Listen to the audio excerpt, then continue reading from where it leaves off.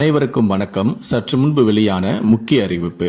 குடும்ப அட்டைதாரர்கள் பயன்பெறும் வகையில் ரேஷன் அட்டை வைத்திருக்கும் அனைவரும் கவனத்தில் கொள்ளக்கூடிய மிக மிக முக்கியமான மகிழ்ச்சியான அறிவிப்பை தமிழக அரசு வெளியிட்டுள்ளது. மகளிர் உரிமை தொகை திட்டத்தில் வரப்போகிறது மிகப்பெரிய விதி மாற்றம். பெண்கள் எதிர்பார்த்த முக்கியமான சலுகைகள் இடம்பெற உள்ளது. இதை பத்தி விரிவா தெரிஞ்சுக்கணும்னா இந்த வீடியோவை கடைசி வரைக்கும் ஸ்கிப் பண்ணாம முழுமையா பாருங்க. இந்த வீடியோக்குள்ள போறதுக்கு முன்னாடி இந்த வீடியோக்கு ஒரு லைக் பட்டனை பிரஸ் பண்ணிடுங்க.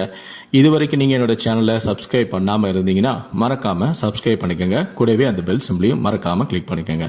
சரி, வாங்க இப்போ வீடியோக்குள்ள போலாம்.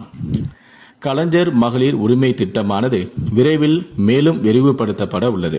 இந்த முறை இதில் கூடுதல் பயனாளிகள் சேர்க்கப்பட உள்ளதாக தகவல்களும் வெளியாகியுள்ளது. அதன்படி முன்பு முன்னாள் அரசு ஊழியர்களின் மனைவிகளுக்கு பணம் கிடைக்கவில்லை. அவர்களுக்கு இந்த முறை பணம் கொடுக்க திட்டமிடப்பட்டும் உள்ளது. அதேபோல முன்னாள் கார்ப்பரேஷன் ஊழியர்களின் மனைவிகளுக்கும் பணம் கொடுக்க ஆலோசனை செய்யப்பட்டு வருகிறது. இந்த திட்டத்தில் கடந்த ஜனவரி மாதம் கூடுதல் பயனாளிகள் சேர்க்கப்பட்டுள்ளனர். இந்த திட்டத்தில் இந்த மாதம் இதே திட்டம் மறுவாழ்வு முகாம் பெண்களுக்கு விரிவுபடுத்தப்பட்டும் உள்ளது. அதற்கான ஆணையும் வெளியிடப்பட்டது. அதேபோல இதுவரை விடுபட்ட பெண்களுக்கும் பணம் அனுப்பப்பட முடிவு செய்யப்பட்டும் உள்ளது. ஏற்கனவே கலைஞர் மகளிர் உரிமை திட்டத்தின் கீழ் கடந்த ஜனவரி மாதம் மேலும் சில பயனாளிகளுக்கு பணம் அளிக்கப்பட்டு வருகிறது. கடந்த 2 மாதங்களுக்கு முன்புதான் இந்த திட்டத்தில் மீண்டும் சேர 12 லட்சம் பேர் மறு விண்ணப்பம் கொடுத்திருந்தனர். இப்போது 1,07 லட்சம் பேருக்கு இந்த பணம் தற்போது கொடுக்கப்பட்டு வருகிறது.